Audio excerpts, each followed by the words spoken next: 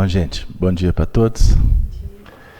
Jesus nos abençoe, que a nossa manhã possa ser um momento muito especial para todos nós, de aprendizado, de troca de experiência e também um momento de intercâmbio com os nossos benfeitores espirituais, os nossos amigos espirituais que estão presentes na nossa casa. Nesse momento nós estabelecemos também a abertura para a transmissão na rede Amigo Espírita. Abraçamos a todos os nossos web amigos que nos acompanham semanalmente com as diversas transmissões, tanto da rede Amigo Espírita diariamente, como também as 4 transmissões que são realizadas pela equipe aqui da Casa de Kardec, às terças, às quartas, às quintas e aos sábados. A gente abraça o carinho, o apoio que temos recebido aí de milhares de companheiros que apoiam esse projeto, e por isso nós temos cada vez mais estímulos e nos responsabilizamos com a causa. A Allan Kardec, a Mélie Boudet, aqueles que são os patronos desta casa, nós reverenciamos, agradecidos pela oportunidade. Queridos amigos, nós, com muita alegria, ficamos a semana inteira, confesso, expectantes para chegar aos sábados. Embora com as outras dinâmicas, mas o sábado ele tem um colorido muito especial, não só pela nossa convivência amiga, mas também porque é um estudo desafiador e que mexe profundamente com todos nós. Então nós vamos retomar a leitura do texto que é o foco do trabalho, que é o Apocalipse de João, utilizando a chave da revelação, que é a doutrina espírita, que nos auxilia a interpretar esse texto maravilhoso que é o último livro da Bíblia. Nós estamos trabalhando nesse texto do Vidente de Patmos, no seu capítulo 6º.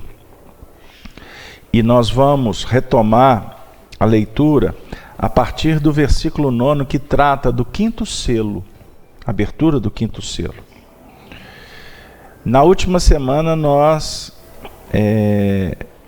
trabalhamos esse versículo, mas nós precisamos de dinamizar alguns outros aspectos que não foram abordados conforme nós combinamos. Né, Júlio? Certo, sem dúvida. Então vamos lá. 9º versículo. E havendo aberto o 5º selo, vi debaixo do altar as almas dos que foram mortos por amor da palavra de Deus e por amor do testemunho que deram. Versículo 10. E clamavam com grande voz, dizendo: até quando, ó verdadeiro e santo dominador, não julgas e vingas o nosso sangue dos que habitam sobre a terra? E foram dadas a cada um compridas vestes brancas, e foi-lhes dito que repousasse ainda um pouco de tempo, até que também se completasse o número de seus conservos e seus irmãos, que haviam de ser mortos como eles foram. Pois bem, vamos ficar por aqui. Eu vou voltar no verso 9. E havendo aberto o 5º selo, o número 5 nós trabalhamos aqui como antevéspera, a antessala que vai nos projetar para uma visão de mais amplitude no 6º selo, né? No 6º dia da semana. Cada dia da semana, quando se conclui, na etapa do aprendizado, é retirado o selo que vai garantir a nossa chegada no dia seguinte. Então a vida é assim. Quanto mais se busca, se recebe e naturalmente convidados seremos para trabalhar com aquele conteúdo que recebemos. Então, o primeiro dia que você entrou na FEAC, você abriu um painel. Cada dia, cada esforço, cada tarefa, até chegar no momento atual, houve, portanto, uma construção. O que garante um nível, um piso de segurança muito importante. Que nos dá segurança. E, ao mesmo tempo, abre perspectivas, a esperança e movimenta a fé, que é a fidelidade aos princípios que norteiam a vida, para que nós possamos procurar mais ainda, nos esforçarmos um pouco mais. Amanhã seremos melhores do que estamos hoje. Concordo? Tem lógica? Como hoje estamos melhor do que o dia anterior. É a linha da evolução. Então a doutrina espírita abre os painéis e nos apresenta o universo absoluto? Não. Nos mostra um universo relativo que precisamos de trabalhar. Então o homem pisou na Lua, 1969, né? Uhum. Ele deu um grande passo em busca do cosmos. Então, o fenômeno de pisar na Lua, ele é um fenômeno que, passado mais de 40 anos, ele não perde a expressão de importância. Mas o homem, a partir daquela experiência, ele vai ampliando as suas possibilidades de viajar no cosmos. E a gente sabe que no cosmos, nós não viajamos em linha reta. Se viaja criando orbitação, no sentido de espiral. A espiral nos dá a ideia dos ciclos de cada etapa. Olha que bonito. Agora, para você chegar numa distância maior, você precisa de equipamentos, tecnologia, não é? E, acima de tudo, energia. Não é isso, Júlio? Você que gosta da matéria. O Júlio é da escola de Flammarion. Então, você precisa de energia. Por que o homem ainda não consegue trabalhar a habitação, viver experiências lá em Sírios, por exemplo? Lá na constelação do Cão Maior e por aí vai. Porque ele não tem tecnologia, ele não tem conhecimento e não domina a energia para chegar lá. Olha que bonito. Da mesma forma, o homem vai orbitando para viajar no microcosmos. Então, aonde que o homem chegou? Na partícula mais simples, até agora conhecida, que é os quarks? Os quarks, Os quarks. Tem outras menores, mas os quarks dá uma ideia boa. Então, dentro dessa linha, que ele chega nos quarks, não é? Por que ele não penetra mais ainda? Por que ele não vai mais na essência? É porque falta tecnologia e falta energia para se trabalhar as dissociações dos princípios mais elementares. Com isso, nós aprendemos com Kardec e os seus continuadores, trazendo, por exemplo, para André Luiz e Emmanuel, reflexões quanto à seguinte questão. A lei divina é uma só. Nós é que vamos orbitando para entendê-la e operar com ela. No micro ao macrocosmos. A lei é uma só. Então, voltando, o número 5, ele dá para nós uma ideia destas etapas. Se nós estamos falando sobre as questões de fora, o mesmo processo se dá no campo moral, na verbe espiritual. Para se adquirir virtudes, nós precisamos de trabalhar com tempo, com o espaço, com tecnologia, com conhecimento e com energia. Então tem determinadas virtudes a serem trabalhadas que nós ainda não temos energia suficiente para tal. Energia que vai precisar de perseverança, de indulgência, de perdão, de caridade. O assunto é o mesmo. Entendeu, Roberto? Ele só vai mudando de termos e de adaptação àquele conteúdo, àquela metodologia que a gente está usando naquele momento. Então, para ser prático, quando nós estamos dialogando, nós estamos trabalhando com tempo, com espaço, com etapas, com ideias que criam um caminho que é orbital. Ele vai definindo uma ideia, ela é lançada, ela gera um campo. Esse campo, portanto, dá uma ideia de forças que gravitam em torno dele, que estão dentro dele, que atrai o que está de fora, que espelha o que não serve mais. Deu aí? Olha que interessante a gente viajar nessas linhas da evolução. Certinho? Quer acrescentar? Não. Tá. Então, conforme combinado, Júlio, o verso 9 diz assim: e havendo aberto o quinto selo, vi debaixo do altar as almas dos que foram mortos por amor da palavra de Deus. Os que foram mortos por amor à palavra de Deus que estão debaixo do altar. Trabalhamos semana passada que a ideia do altar remete para nós uma viagem. Vamos criar uma órbita dentro do templo. O templo. E o lugar sagrado do templo é o altar.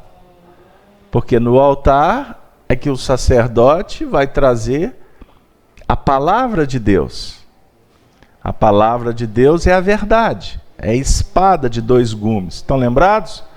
A espada que penetra e a espada que recolhe. A energia que você trabalha, a ideia que você lança e as consequências que essa ideia traz. É a lei de construção e a lei de destruição. Eu estou criando aqui uma cadência harmoniosa para nos ajudar a voltar no assunto que o altar, no altar é dinamizado a ideia, o ideal. No caso, aqui, o altar estará representando o ideal de santificação. Santificação religiosa? Não. É santificar na palavra. Ou seja, evoluir conforme os conceitos, os preceitos da lei divina. Por isso é que Jesus faz uma prece para Deus, envolvendo os discípulos, dizendo assim, no capítulo 17 de João: Pai, não vos peço que os tire do mundo, mas, Pai, peço que os livre do mal. Aí Jesus diz assim: Pai, santifica-os na verdade. A verdade é a tua palavra. Então esse texto de Jesus reflete o que a gente está dizendo. Ou seja, vamos esmiuçar mais ainda. Pai, santifica-os. Como é que Deus vai te santificar? Te dando a vida, mas te concedendo a oportunidade de evoluir. E te oferecendo os recursos que você precisa para se alimentar, para se vestir, para que você possa ter a garantia de poder seguir adiante. Então, por isso é que Jesus diz: Pai, eu não estou pedindo que os tire do mundo. Porque no mundo é que nós vamos evoluir. Não é dentro do altar, do templo. Você vai evoluir na rua, na sua casa, na família. Pai, eu peço que os tire do mal, que os livre do mal. Olha que bonito. Aí ele fala assim, santifica-os na tua verdade. Ou seja, como é que tu vai se livrar do mal? Porque Deus vai falar assim, olha, aperta um botão, manda um escudo protetor, campo magnético. Nós estamos na nave lá do Perdidos no Espaço. Perdido no Espaço é bom. Você assistiu, hein? Lógico.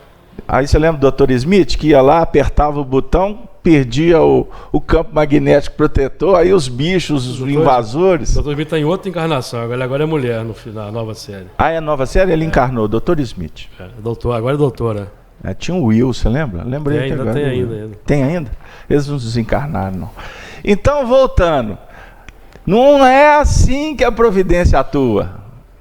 Manda um escudo, manda isso, manda espada, manda exército. Na verdade, a gente tem a cooperação, o apoio. Isso é sem dúvida, não é? Os amigos espirituais nos ajudam. Ai de nós se não fosse sem eles. Você tem um benfeitor que te tutela. Mas eles estão cooperando. Questão 500, que você cita muito, 500. Do Livro dos Espíritos, sobre a questão do guia. Aqui chega um momento em que o espírito prescinde do... A pergunta, Kardec fez a seguinte pergunta. Se chega um momento na trajetória do espírito que ele passa a não precisar mais do guia espiritual. Pergunta pertinente, porque se o espírito sempre precisar de um guia, então para o sistema de evolução é ineficiente. Aí os espíritos responderam, sim, mas esse momento ainda não se dá na Terra. Então só nos mundos nós podemos inferir que nos mundos ditosos em diante, porque mesmo na regeneração nós vamos precisar ainda de tutela, de amparo. Então o guia ajuda. A equipe espiritual nos dá sustentação. Quantas vezes a gente escuta aqui na casa de Kardec os espíritos falando assim para os trabalhadores: gente, vocês estão vacilando, confiem, o amparo é inequívoco. Enquanto vocês estão trabalhando aqui, tem espírito tomando conta lá de sua casa. Sabia disso? Tem espírito lá cuidando do seu filho. Não abandona o filho não, tá? Porque senão daqui a pouco a mãe, então eu vou pro centro.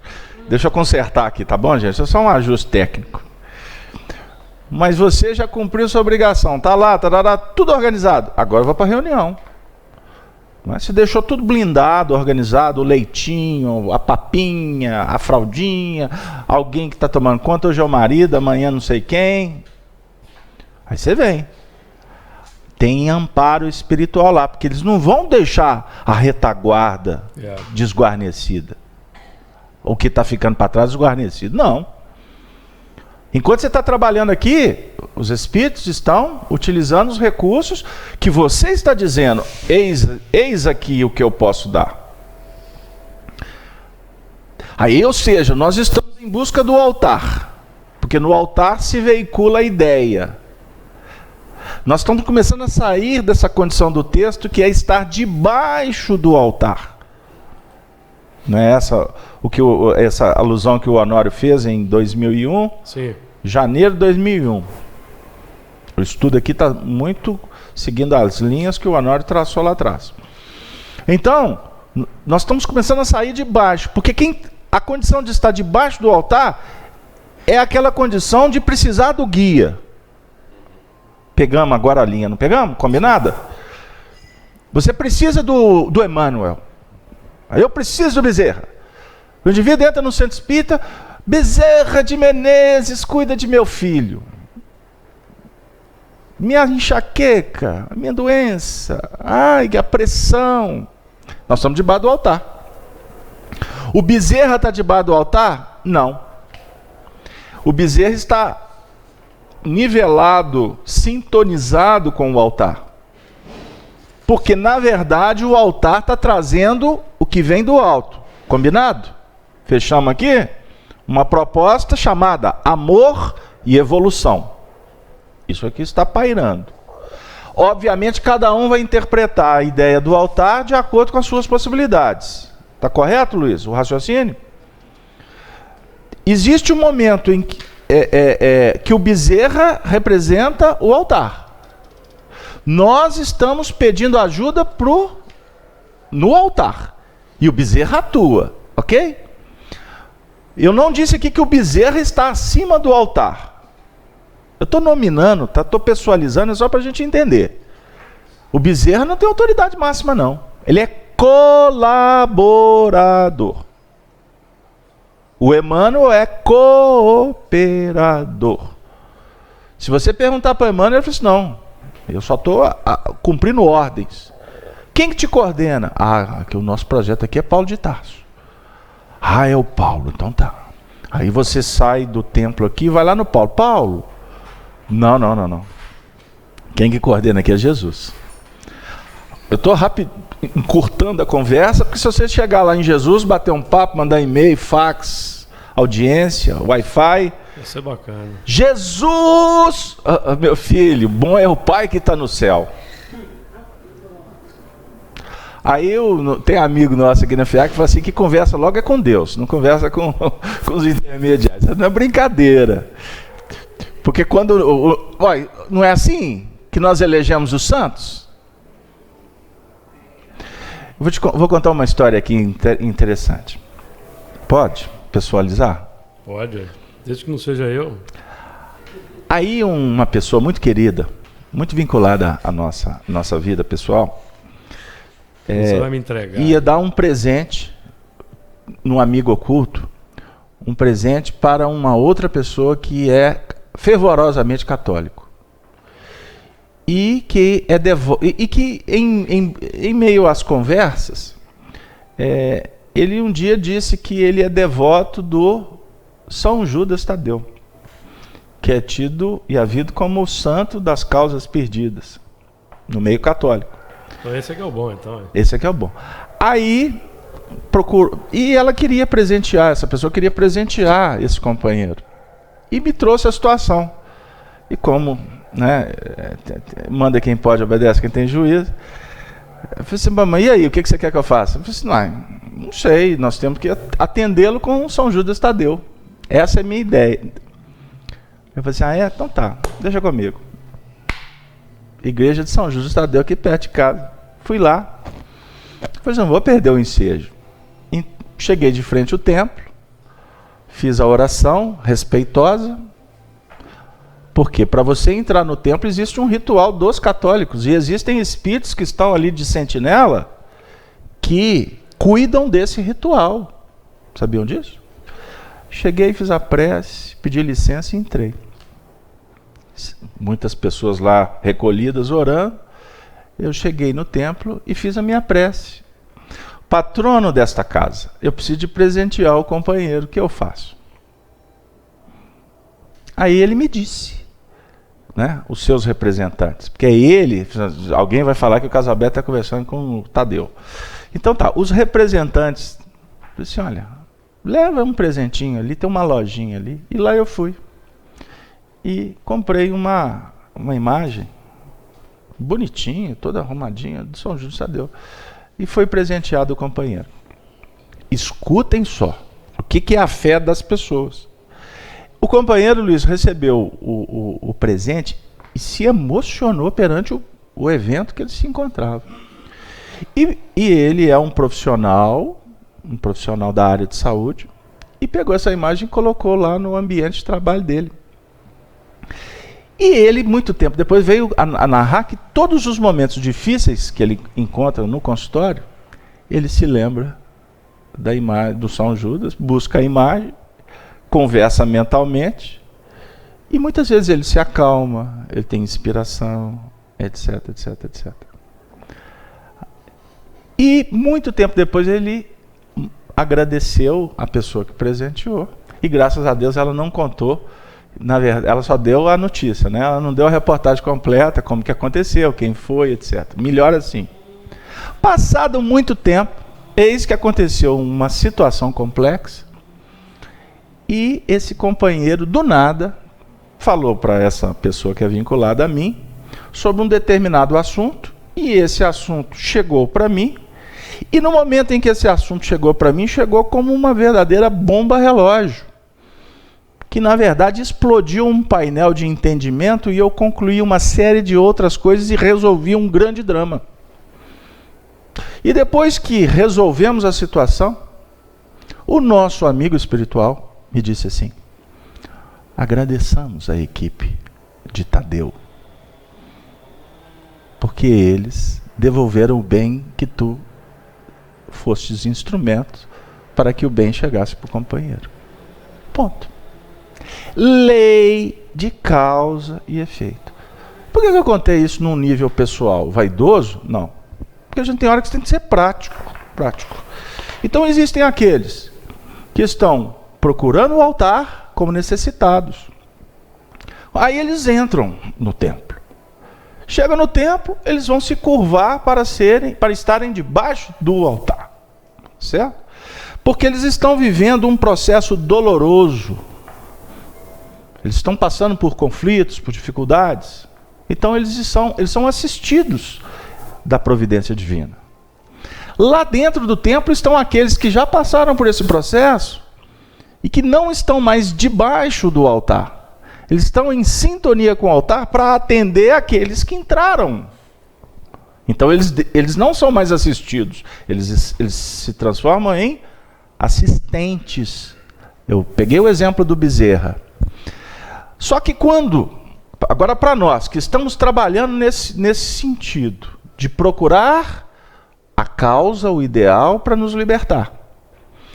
Quando você está dentro do templo, você começa a ter uma visão diferenciada, porque você veio de fora do templo.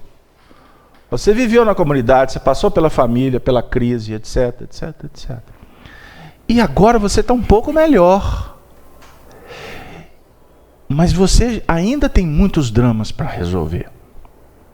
Então, o Bezerra de Menezes citado, nosso mentor querido, para nós ele está numa dimensão muito especial, não é? De evolução.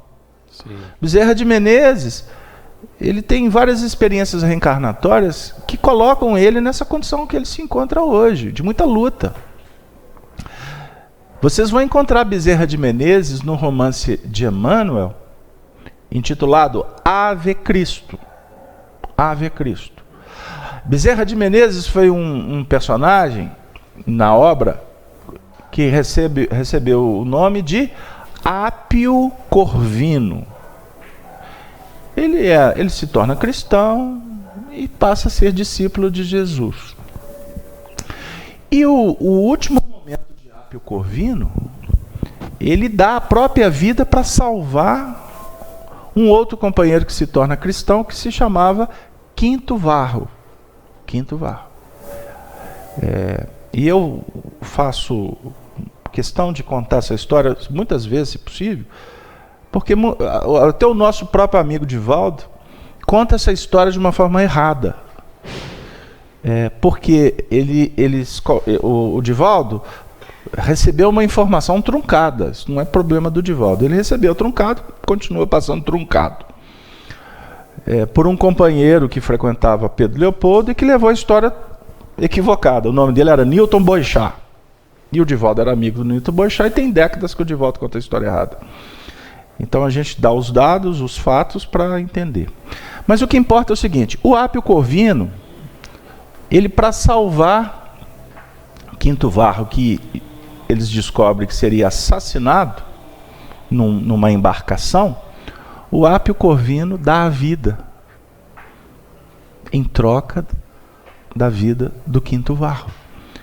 E o Apio Corvino, então, tem toda uma trama lá e ele acaba sendo assassinado mesmo. E ele dá para o Quinto Varro, inclusive, o nome dele e alguns documentos, anotações de Levi, para que o Quinto Varro pudesse continuar a viagem, chegasse num determinado lugar, uma comunidade de cristãos, e lá ele se apresentasse, porque não tinha Face, não tinha selfie, não tinha carteira de identidade com fotos digitalizadas, que o Quinto Varro se apresentasse com o nome de Apio Corvino cristão, e a prova era as anotações que ele tinha do Evangelho. E assim o Quinto Varro passa a ter esse nome de Apio Corvino, o que o blindou, protegeu quanto uma possível perseguição dos romanos, que por certo se descobrisse que ele estava vivo, iriam atrás dele para matá-lo, certo? Então, Bezerra de Menezes, nessa história, deu a vida como um mártir. Qual que é o nosso tema hoje, Luiz? O que está escrito? O sangue. Então, nós aqui agora vamos dizer o seguinte, que a condição a ser atingida do cristão em despertamento é ele aprender o que eu vou pedir para o Júlio falar agora. Aprender vivendo uma questão chamada vinculação e desvinculação. Vincular com uma proposta nova para se desvincular do que ficou para trás. Explora para nós. Esse é um aspecto importante, porque, de modo geral, nós pensamos que nós temos que deixar um determinado quadro, uma determinada situação, de pronto, e para poder começar uma nova vida em bases diferentes. Em termos de que nós aprendemos em Espiritismo, nós precisamos, e Evangelho, precisamos nos vincular a uma nova proposta, para que essa nova proposta vá crescendo na nossa intimidade e ela vá tornando a outra proposta menos interessante, menos atraente. Então, à medida que nós insistimos no processo, então ela vai se tornando mais interessante. Então, quando os espíritos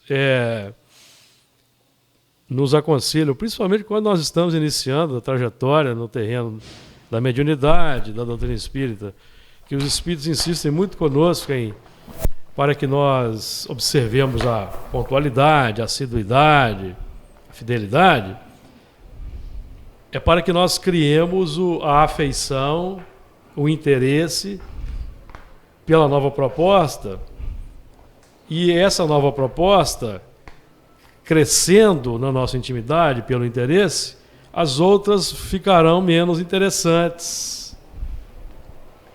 Então nós vamos deixando para trás algumas coisas e vamos deixando que as outras cresçam. Então, quando João Batista diz assim, é preciso que ele cresça e que eu diminua. Então, trazendo para esse nosso estudo, então o interesse pelo estudo da doutrina espírita, o interesse pela nossa adesão ao dinamismo que a casa espírita nos propõe, precisa crescer na nossa intimidade e outros interesses precisam diminuir, porque nós não podemos servir a dois senhores. Haverá um conflito de interesses. Então é uma questão complexa que nos impõe uma sistemática de vida, uma operação sistematizada, até que nós criemos as condições de liberdade mais ampla dentro do sistema. Então isso é importante. Vincular uma nova proposta para desvincular da antiga. E assim nós vamos fazendo com que tomando as rédeas do processo de evolução e vamos crescendo dentro da nova proposta. Luiz, bom dia, Luiz. Bom dia. Bom dia. Eu queria fazer uma pergunta. Uhum. Antes de sair do altar, que você tinha falado do altar, dentro dessa conversa a gente fala de da espiral, né? Do 1, qual você trouxe na semana passada, 1 até o 7. Nessa espiral, a gente pode colocar assim, o 7 como um altar, debaixo de pequenos altares. Em cada laçada, a gente está se vinculando a um altar e adquirindo uma certa autoridade. Você consegue sair daquela laçada e aí você consegue vincular e desvincular? Sim. Você pode fazer isso? Podemos pensar dessa forma, quer dizer? Se a gente procurar trazer essa ideia dos ciclos evolutivos, que cada etapa ela é uma preparação para outra, todo o aprendizado ele tem 7 ciclos. Os 7, vamos para o 6. O 6 é um dos pontos de culminância. Porque o 6 é que vai nos remeter para a conquista definitiva. Por isso é que a cada estágio que nós vamos pular, nós vamos ter testemunhos a dar. E o testemunho 1, ele tem um peso. O testemunho 2 tem 2 pesos. O 3, 3 pesos. Então o 6º testemunho é o mais complicado. O 7 representa o ápice já conquistado. Por isso é que o 7º dia na criação é o dia do descanso. Só que o descanso em Deus não é estagnação.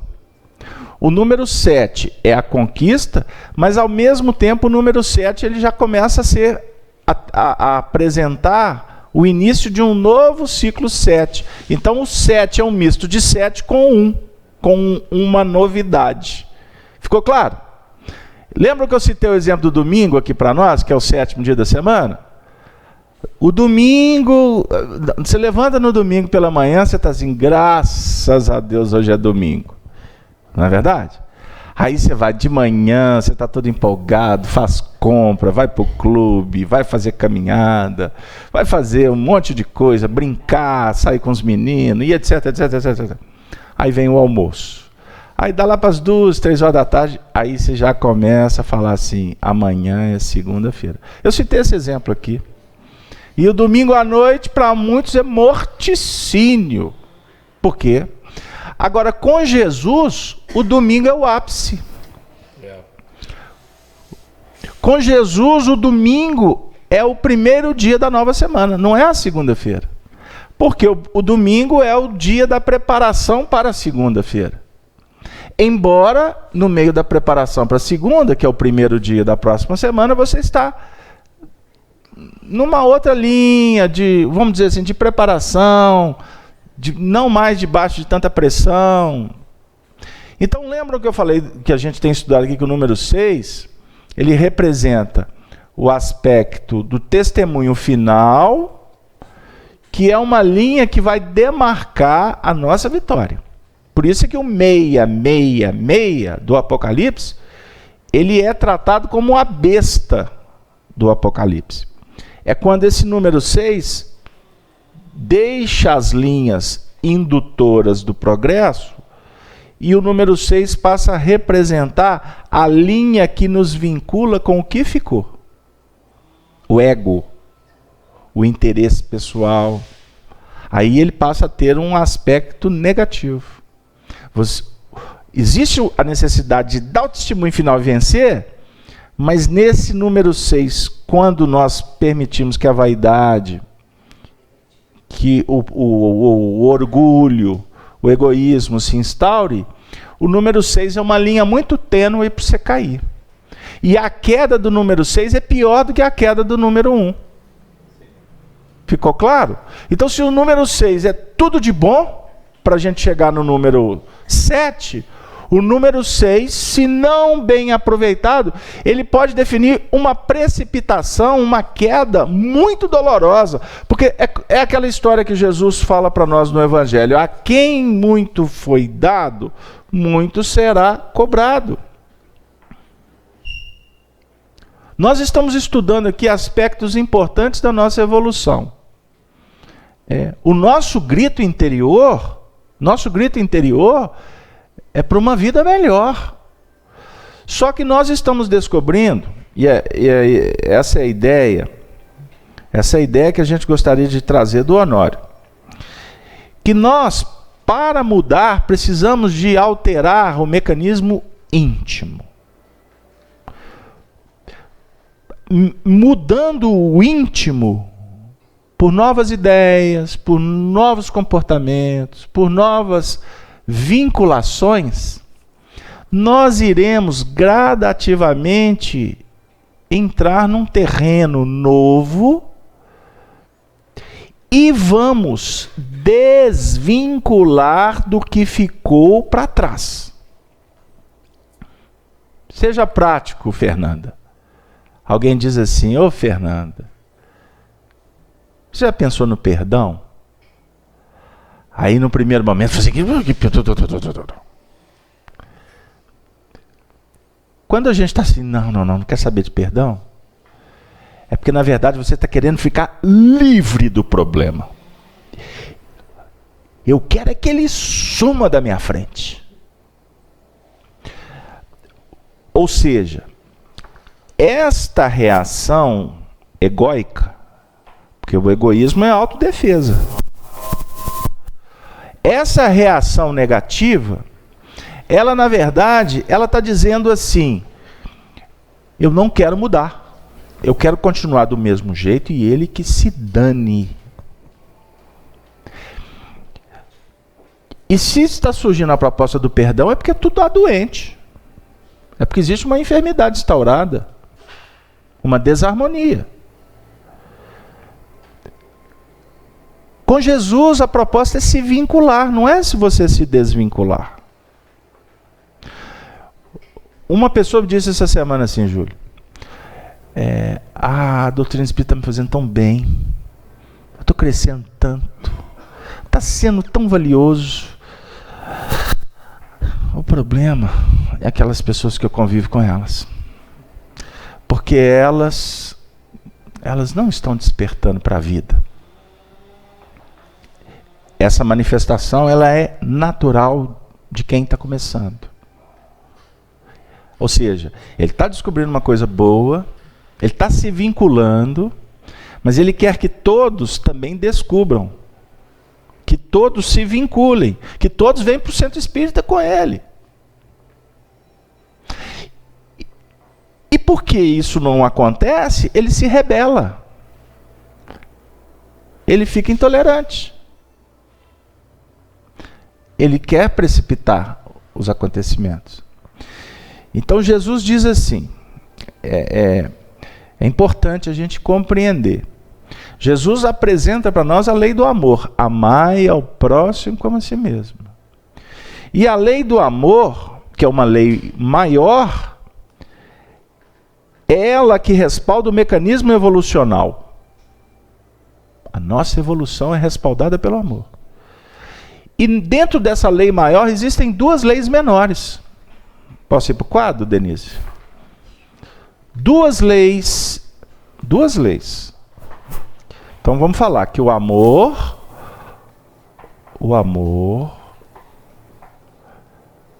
é uma lei. É uma lei maior, certo?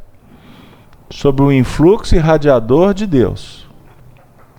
Mas essa lei, vamos dizer que ela se transforma em duas pequenas leis, chamada vinculação e desvinculação.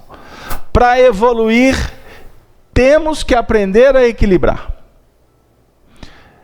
Como eu desconheço o amor, eu estou muito mais vinculado à destruição, que eu traduzo aqui como desvinculação, do que a lei de evolução, nas linhas da vinculação. Ninguém evolui sem vincular. E aprender a se desvincular. Explica melhor. Nós estamos no templo, não estamos? Por que nós entramos para o templo? Nós entramos porque, não, eu vou agora melhorar de vida, eu vou estudar, eu vou fazer isso. Não, nós entramos no templo por fragilidade. Porque nós estamos sob o impacto da dor que vem de fora para dentro. Foi isso que nós trabalhamos, não foi, Júlio? Ontem? Impacto da dor. Aqui dentro. Aqui. Vamos dar o exemplo da desvinculação da dor. O seu marido desencarnou. Vai causar só a desvinculação aqui. Ela não é eu não estou me referindo à desvinculação nossa com aquele que desencarnou. Eu estou dizendo que a desencarnação de fulano representa para nós o desvincular de uma série de coisas, inclusive da acomodação. Patrimônio, condição financeira, apoio psicológico. O marido desencarnou, tu vai ter que cuidar dos filhos sozinho. Eu arrumo outro. Direito natural, inalienável, biriri, biriri. Tô brincando, tá, gente? Na verdade, eu não estou pessoalizando a conversa. Eu estou trabalhando a essência dela. Então, nós vamos ter que nos desvincular. Você ficou doente. Você vai ter que se desvincular de um monte de coisa. O hábito. E essa desvinculação vai te obrigar a uma vinculação. Por quê? Essa vinculação que você é obrigado, ela é um fenômeno determinado por um impacto que vem de fora para dentro. Faltou dinheiro. Você vai ter que abrir mão de uma série de coisas. Aí você vai ter que se vincular a outra. Ontem você conseguia colocar Toddy no leite. Hoje faltou dinheiro. Mal uma colherzinha de açúcar. Faltou dinheiro, só o leite. Faltou só água. Pegaram aí? Então é o impacto de fora que nos obriga a desvincular. Agora, com Jesus, ou seja, entrando na dinâmica do amor, nós vamos aprender a vincular por opções, por escolhas, que vão, na verdade, clarear o entendimento e solucionar o que está intricado. Pode falar. Isso é interessante aí, porque o conhecimento que entra, ele projeta luz, e o entendimento já suprime uma série de problemas. Você estava dizendo da questão do ego, e nesse trabalho de nós até trabalharmos com a parentela, nesse caso específico, Emmanuel vai dizer assim, ó, no capítulo 55, Fonte Viva, Elucidações, primeiro parágrafo de Emmanuel lá: nós, os aprendizes da Boa Nova, quando em verdadeira comunhão com o Senhor, não podemos desconhecer a necessidade de retraimento da nossa individualidade, a fim de projetarmos para a multidão, com o proveito desejável, os ensinamentos do Mestre. Então nós precisamos de retrair o João Batista, quando diz, é preciso que ele cresça e que eu diminua. Ele não falou assim, é necessário que eu diminua para ele crescer. Ele tem que crescer para eu diminuir. Aí eu vou retraindo a minha personalidade. Aí eu preciso adotar a humildade. O Honório enfatiza isso em outras páginas dele, que nós precisamos de ter uma alta dose de humildade, é o termo que ele usa lá. Alta dose de humildade, porque a base dessa conquista, dessa edificação é a humildade, em que nós abrimos o terreno do coração, porque esse é um assunto doloroso, um assunto de desvincular. Nós, de um modo geral, somos apegados, não gostamos de nos desvincular, não. Nós nos apegamos à situação como o náufrago se apega à tábua que se apresenta para ele. É a única, é a tábua de salvação. Tábua, né? De salvação. Então é um trabalho doloroso, que vai ter que ter um parto aí de novas coisas. Quer dizer, o parto expele, não é isso? O parto põe para fora. O parto põe para fora. É verdade. Então, e o parto sempre é doloroso. E se não for natural, é por cesárea, né? Que é mais difícil, complica mais ainda. Mas tem anestesia, né? Tem anestesia. E por que cesárea? Aí pronto, ele tinha que entrar no território lá do meu xará famoso lá, o Júlio César. Teve que ir pra história. Conta a história pro povo. O filho se não me falha a memória, é o filho de Júlio César com Cleópatra? Não. Com quem que teve que fazer cesárea? Teve que cortar, Cleópatra. Isso. Teve que se fazer uma incisão E o nome do indivíduo é cesárea. Cesárea. Então ficou-se conhecido como parto cesariano por causa do meu xará famoso. Então, para a gente vir na linha do Emmanuel... Tem nada a ver comigo, não, hein? É lógico. Só o número 13 é que tem a ver. Então vamos pensar uma coisa. Entre eu e Beto aqui. O que acontece? Vamos refletir um detalhe. Isso é sério. Júlio César vai para o Egito. Todo mundo ia para o Egito, né? Os hebreus iam para o Egito. Trigo. Os romanos foram para o Egito. Trigo. Pão, alimento. Pão, alimento. Roma precisava. Agora o interessante é porque o Egito, ele oferece o pão, o trigo, porque o Egito é o símbolo da casa organizada, que produz. Gizé, Kefrem e Queops. As 3 pirâmides. A pirâmide simbolizando a casa mental. Nós estudamos aqui o símbolo da pirâmide, estão lembrados? Então, a filosofia que opera a ciência, e a ciência dá o alimento. E o alimento engrandece o império. César vai em busca desse alimento porque Roma não produzia o trigo. Roma era cidade. Na verdade, Roma precisa do alimento para operar na cidade.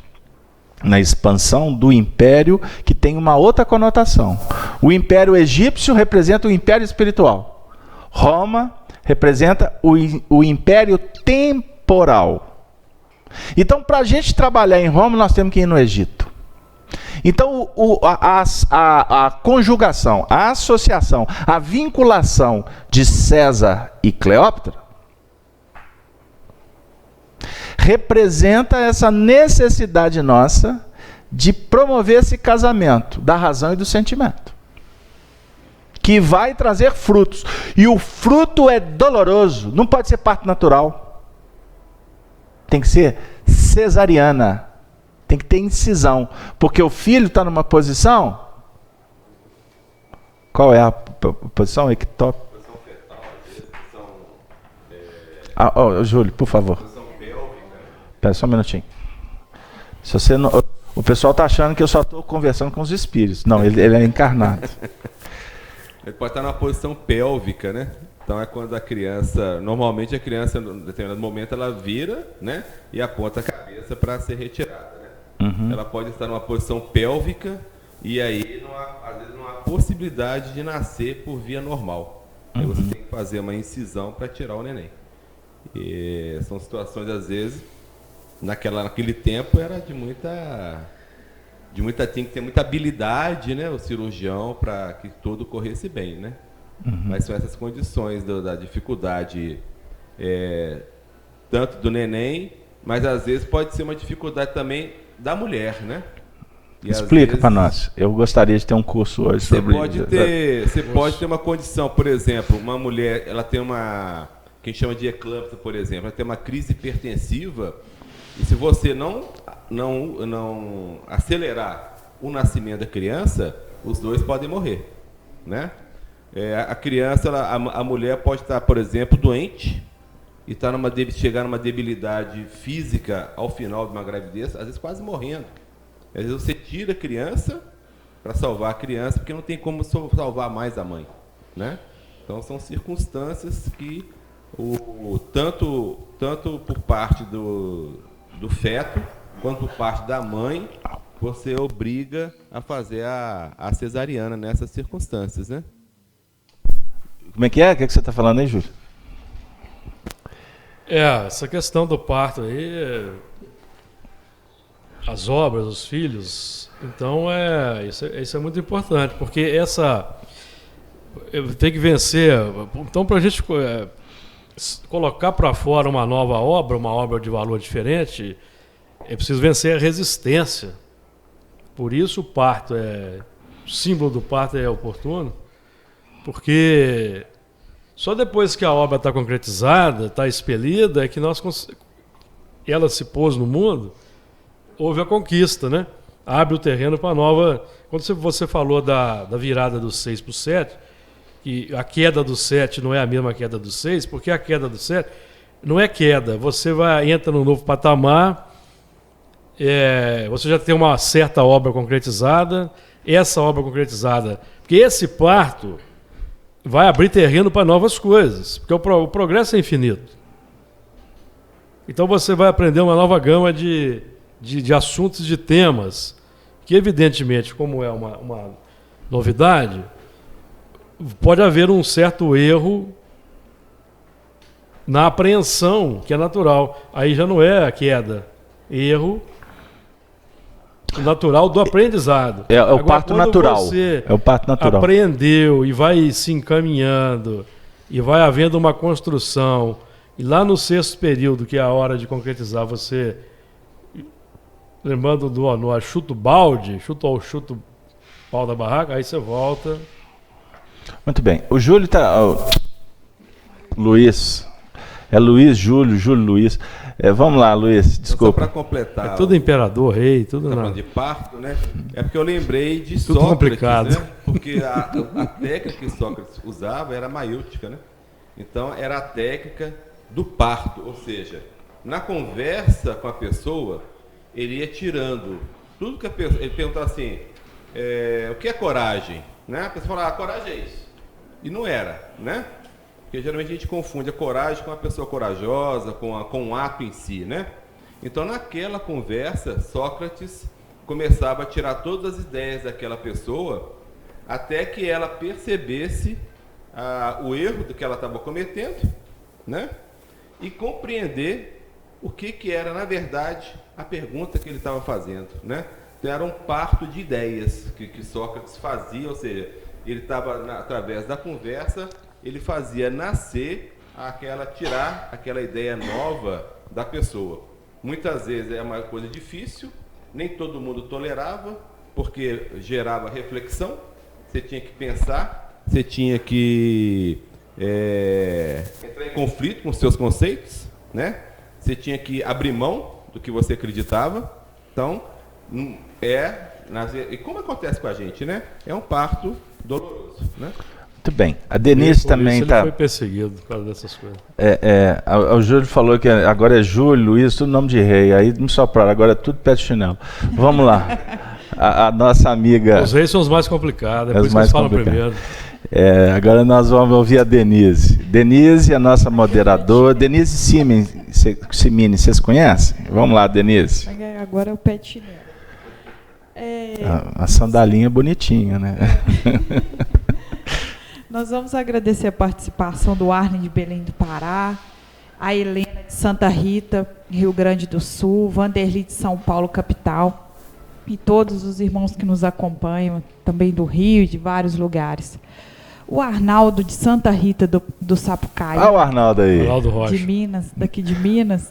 Ele perguntou sobre a desvinculação e a vinculação.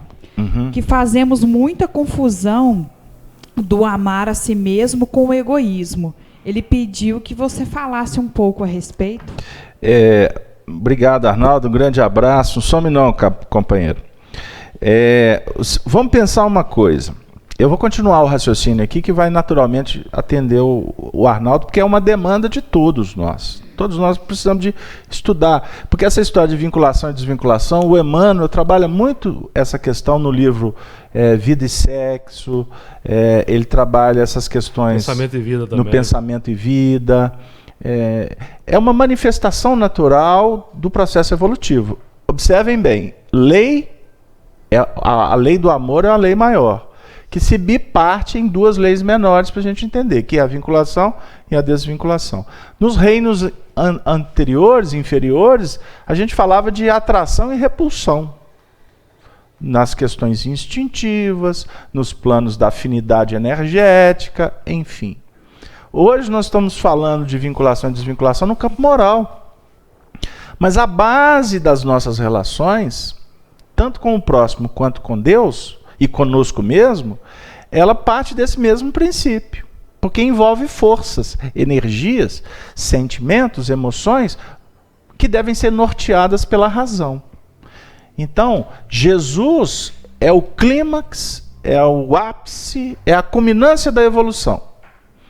Mas esse processo ele é instaurado em Adão, a alma vivente, né? Com Jesus é espírito vivificante, na feliz, na extraordinária expressão de Paulo de Tarso. O primeiro homem é Adão, alma vivente. Está lidando ainda sob o impacto. Em Jesus é a alma que já se planifica, por isso é que é a alma vivificante. E quando ela é uma alma vivificante, ela está liberta de todas as injunções do caminho. Então, o nosso amigo Honório trabalhava muito essa questão, trazendo o símbolo, por exemplo, do capítulo 10º do Evangelho de João, quando Jesus se intitula a porta. Eu sou a porta, aquele que entrar por mim, salvar-se-á, entrará e sairá. Entendam isso, não é complexo não. Jesus é a porta, ele não é o amor? Nós temos que penetrar pela porta do amor. Quando penetrarmos por essa porta do amor, que é o trabalho, a evolução, o sacrifício, o esforço, a condição de salvar-se-á vai definir para nós o quê? Estamos libertos do perigo. Eu não estarei mais na condição de ser impactado pela vida. Vou voltar lá atrás. Hoje a vida nos impacta para que a gente desvincule. A vida tira o nosso tapete. O símbolo melhor é esse. A vida tira o nosso tapete para a gente se desvincular. Desvincular a personalidade. Desvincular do interesse imediatista. O indivíduo me telefonou e falou assim, roubaram meu carro. Ah, meu Deus. Aí eu, calma, tal, conversei. Passou um pouquinho, abri um outro ângulo de observação e ele falou assim, até que não foi ruim não. Há uma lição aí para mim aprender, a me desvincular. Né? Enfim, o impacto para que você desassocie, para que você desvincule. Agora, com Jesus, você está sendo convidado para não ficar mais sendo impactado. Não ficar tomando bordoada. Com Jesus é essa a proposta. Para isso tu tem que vincular. Lembra que eu falei do marido? Graças a Deus fiquei livre dele. O menino saiu de casa. Nossa Senhora, foi para a escola. Você está querendo se desvincular. Daqui a pouco o filho vai voltar. Porque você não se desvinculou. Aliás, porque você não se vinculou. Como que eu vou me vincular para resolver o problema do meu filho? Porque desvincular é resolver. Como é que eu vou me vincular? Entendendo um processo educativo, procurando avaliar quais são as suas tendências, por que você está desequilibrada, por que você está subindo as tamancas, por que você está querendo chutar a situação para cima. Com Jesus é esse o processo.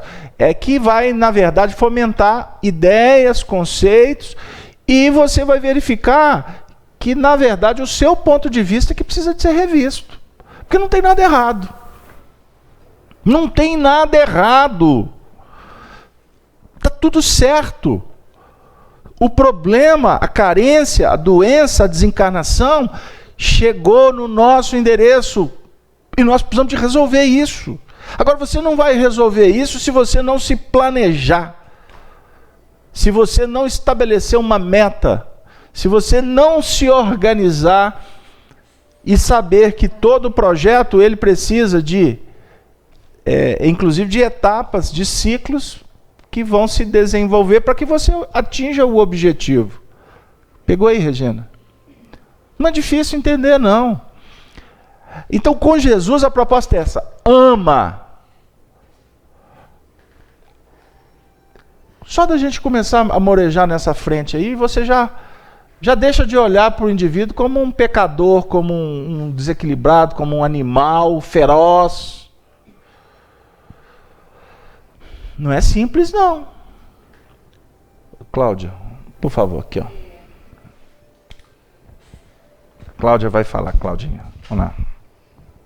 Não, você falou uma coisa muito importante, né, dentre as várias, né, e muitas, que quando você desvincula, a necessidade de desvincular, e com Jesus você tem um instrumento, você tem a ferramenta, e esse parto vai ficando mais suave, porque você tem recursos para desvinculação. Ela vai acontecendo num processo natural. Entra ferramenta, entra material e sai de uma forma muito natural e até menos dolorosa, a compreensão dos impactos, das dores da vida. E aí entra o processo evolutivo. Ela vai se dando de uma forma mais natural, com os ensinamentos, com as lições, com os exemplos. Quando você entende, você entra e absorve recurso para sair e iniciar um novo processo. Isso é magnífico, porque sem recurso você não vincula. Se eu não tenho o novo para me vincular e ficar plena, eu não vou ter como sair e iniciar o novo. Mas quando você planifica, quando você se enche, se abastece, fica fácil, fica natural a desvinculação. Energia. Você voltou ao assunto. Duas coisas, antes que eu perca. Você voltou ao assunto da energia, porque o recurso é a energia. O recurso é o entendimento. Então você tem que ter... Jesus não enaltece a boa vontade? O Emmanuel não esclarece? Allan Kardec fala isso para nós o tempo todo, sobre a vontade operante.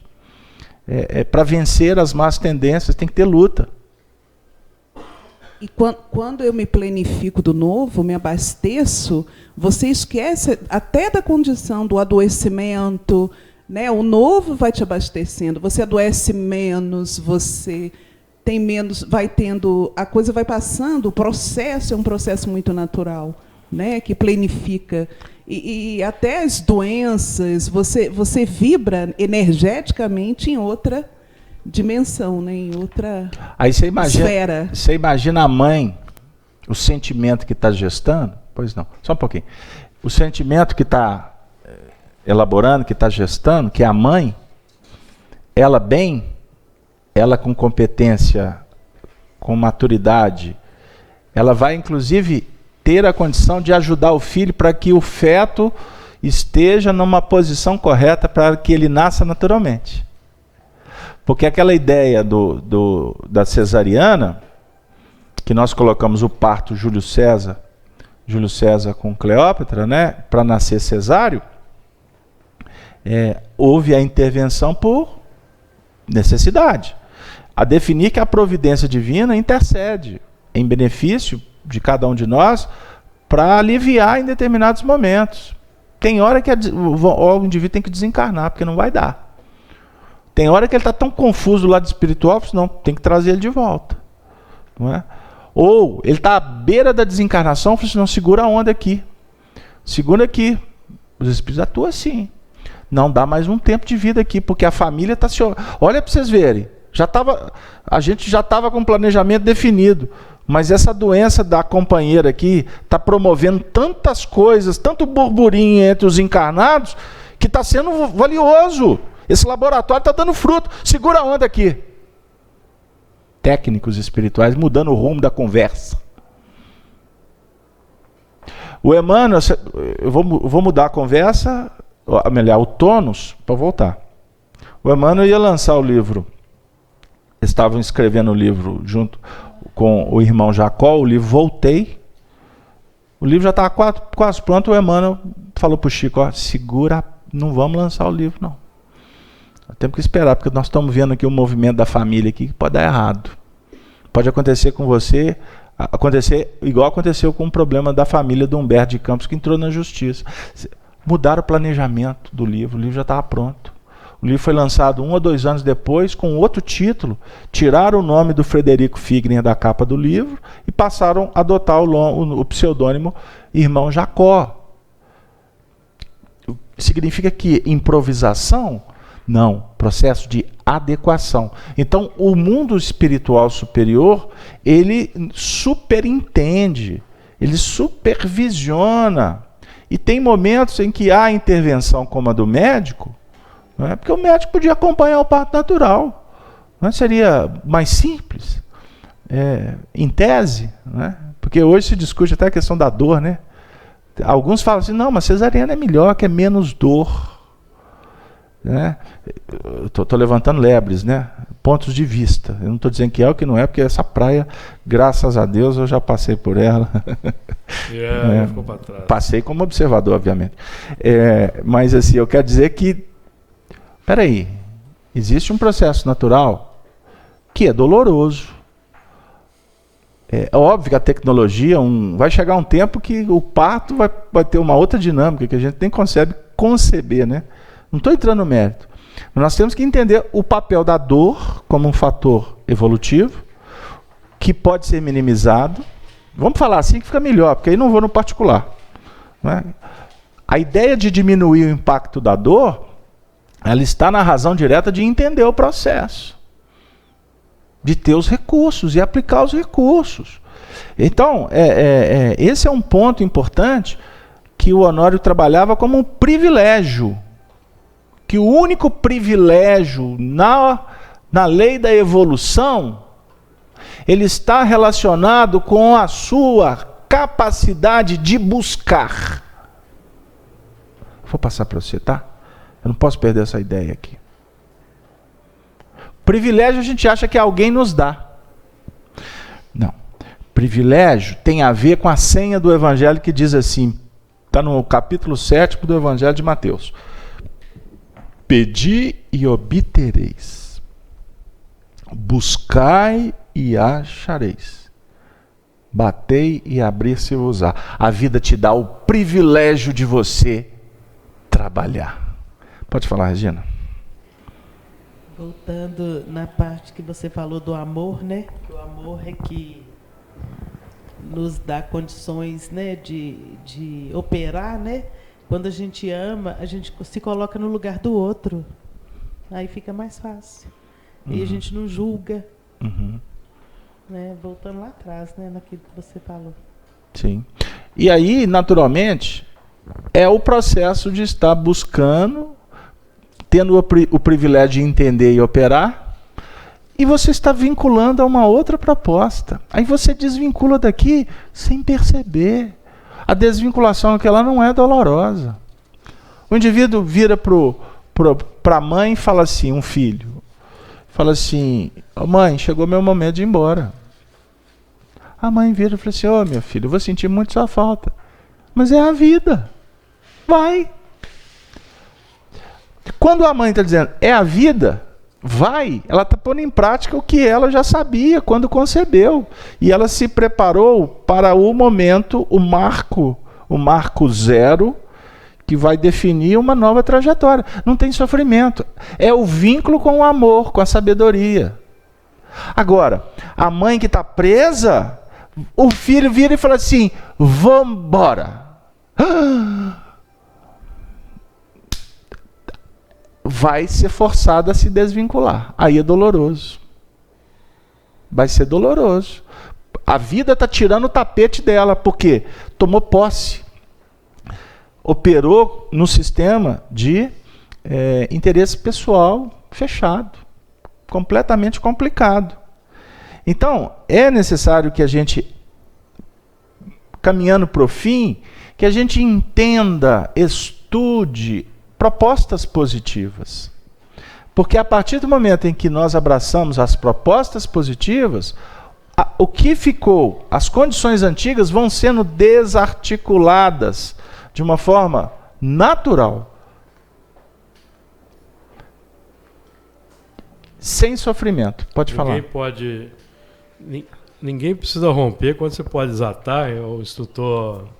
Qual é o instrutor lá do André Luiz que disse isso? Não estou lembrado. Aqui é essa questão aí, vincular para desvincular. Isso é do Evangelho, né?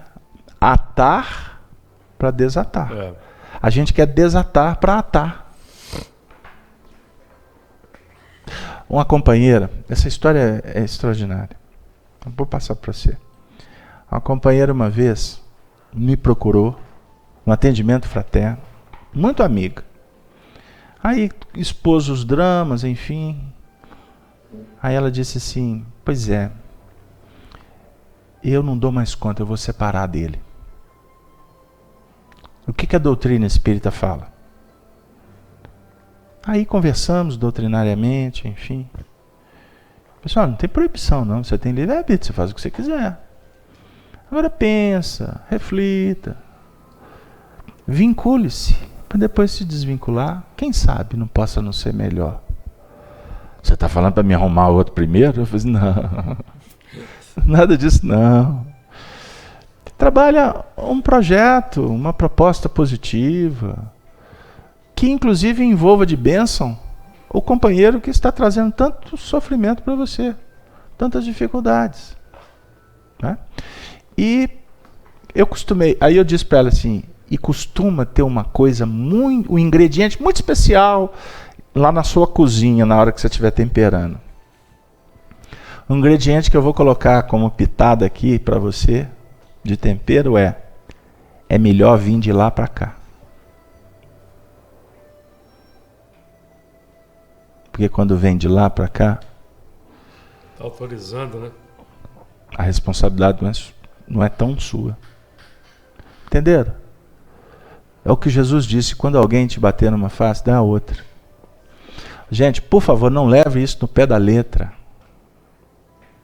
Não existe receita pronta para ninguém. O indivíduo está passando por um drama aí de relacionamento. O Casalberto falou que é melhor que você separe. Eu falei, olha, o Casalberto falou nada. Não entenda. Eu estou falando de alho, você vem querer entender bugalho. Nós estamos dizendo o seguinte: aprenda vincule-se ao amor. Porque tudo, por consequência, se resolve. Até de encontro que você está dizendo, tanto Emmanuel quanto Joana de Ângeles dizem que nós não devemos facilitar a separação. Não devemos facilitar a separação. Emmanuel e Joana de Ângeles têm... Facilitar. Vida e Sexo de Emmanuel e Eles disseram... SOS Família. Se não vamos pensar, a palavra facilitar. O que é facilitar? Facilita, não brinca com isso não, menino, são perigosos. Não é? Ninguém está dizendo. A doutrina espírita, o Marivalco falava muito isso. A doutrina espírita é a doutrina que mais respalda o divórcio. Não é? Sim, claro. Por quê? Por que existe divórcio? É por causa está escrito no Evangelho, por causa da dureza do vosso coração. Ou seja, tem que chegar no limite da lei, não é? Para trabalhar um rompimento. É tão diferente quando você encontra, já que o assunto chegou aonde que a gente não queria, mas nem tudo que a gente quer... Espinhoso, venenoso. Mas observe bem, a gente conhece tantos casos de relacionamentos que fecham o seu ciclo, encerram. Relacionamento tem ciclo, viu? Mas isso dissolve de uma forma tão natural. E o respeito, a amizade permanece. Isso é de uma beleza. Aí a gente vai lembrar do livro E a Vida Continua, o último do André Luiz, que nós temos lá aquela situação daquele companheiro que no mundo espiritual ele tinha casado 2 vezes, não é isso? Sim.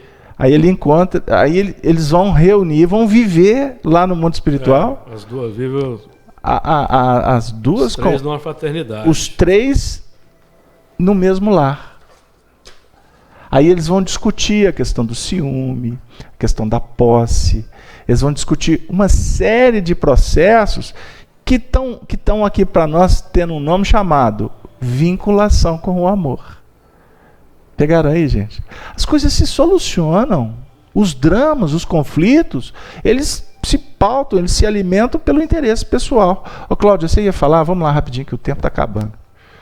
Eu preciso só de... Não, era só uma lição do Emmanuel que fala exatamente dessa vinculação e desvinculação. Você se candidatar a novos propósitos, eu estava tentando encontrá-la, eu não lembro se é dons, mas na semana que vem eu trago. Tá ótimo, porque o assunto, com certeza ainda nós vamos trabalhar muito com ele. Porque o Apocalipse, gente, ele representa para nós a segunda vinda de Jesus.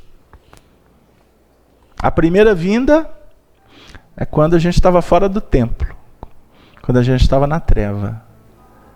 Não é? Aí ele vem. A treva, a luz se fez. A luz vem para nos clarear. Mas aí ela mostra o caminho e depois ela se apaga. Aí a gente vai ficar de novo na sombra. Para que a gente aprenda a desenvolver a capacidade de ver e, portanto, de buscar, de se vincular. E quando você se motiva, você busca os recursos, a energia, o tempo, o espaço, você vai fazendo luz. Você vai adequando a sua capacidade de percepção.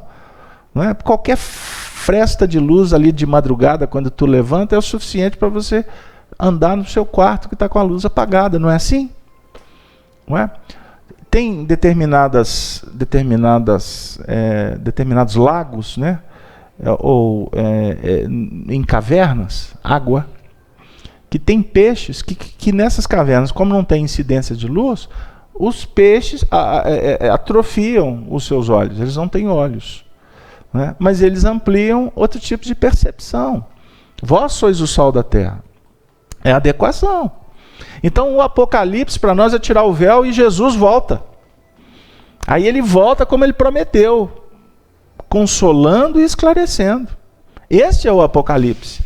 A segunda vinda de Jesus é quando ela se dá através deste movimento extraordinário que nos coloca como candidatos a mártires. Chegou aonde o planejamento definiu, com o tema mártires, que são aqueles que morreram lá no circo. Bezerra, Apio Corvino deu a vida. Aí a gente vai lembrar do Emmanuel, quando viu a mulher morrendo no circo, não é? Depois ele vai viver duas experiências parecidas, como Nestório, depois como o próprio Basílio do livro Ave Cristo, Nestório do livro 50 anos depois. 2 martírios do Emmanuel. Mas o martírio maior não é esse. Né? Nós comentamos isso aqui, aqueles cristãos que foram na direção do martírio, alguns estavam em busca, na verdade, de entrar no templo. A gente vê os filmes, lê os livros, e fala assim, não, mas que espíritos evoluídos, hein? Vocês assistam o filme Paulo Cristão, né? O Apóstolo do Cristo. A gente vê cenas lá, eu estava conversando com o Júlio, né? Que vida caótica que eles viviam naquela sociedade romana, os cristãos, perseguidos. Cristão era colocado como poste, amarrado nos postes, queimados. Espera um pouquinho. Queimados na frente de todo mundo. Eles não tinham muita opção, não. Eles eram levados para as cadeias e depois eles iam fazer o quê? Era uma vida muito complicada. Agora, no meio daquele agrupamento tinha os espíritos, que eram aqueles que estavam afinados com o altar. Você vê os testemunhos de Paulo. Que eram os apóstolos legítimos. Os apóstolos legítimos. O Paulo, ele dá uma lição para os outros. Não, a minha coragem é de levar até o fim, por amor de Cristo, e não por meu amor. Eu tenho que evidenciar os meus defeitos. Eu tenho que ser honesto com os meus vícios. Isso é Paulo de Tarso, gente. Que diretor, como foi feliz? Porque o tempo todo Paulo fala assim, não, eu não valho nada. O amor do Cristo me constrange. Tudo que eu faço aqui, eu devo a Ele. Porque Ele que me deu a vida. Eu estava morto. Eu estava cego. Morto é quem está cego. Morto não é quem está sofrendo. Os mártires aqui é quem está descobrindo. Porque os romanos que levavam os cristãos para a fogueira, na verdade, eles é que estavam mortos. A morte da cegueira é a pior morte que tem. A obsessão, a fascinação. E isso campeia até no nosso meio. O indivíduo está assim, falando de espiritismo, aplaudido por milhões de pessoas, e eles assim, missionário, mas está morto. Enseguecido na vaidade. inclusive cobrando para ser assistido, seja na internet, seja no ingresso que é pago para vê-lo. Nosso meio agora é campeão nisso aí. Você tem que pagar